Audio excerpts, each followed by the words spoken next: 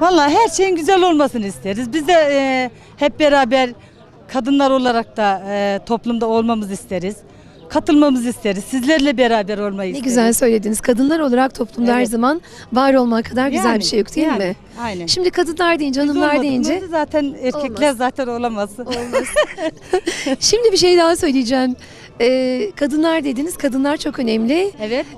İşi, aşı, çoluğu, çocuğu, Her şeyi. derleyen, Her toplayan şeyi kadınlardır. Evet. Bu kadınlar gönüllerinden konuşurlar. Sen Evet. böyle bir mani Şu an- dörtlük var mı? Ya şu anda yok. Vallahi şu anda hep Türkü söyle o zaman bir tane bize. Türkiye'de yok gülüm. Nereden bulan ben Türkiye'yi şimdi yazmadım, çizmedim. Zaten okur yazarlığım Hiç yok. böyle eskiden böyle söylerlermiş. He. Karadır kaşların ferman yazdırır falan. Benim kaşlarım kara ama yok Türkiye yok. Başka bir zaman O zaman ödütürüz. Ela gözlerine söyleyelim ister misin? Sen söyle de ne söyleyen kız?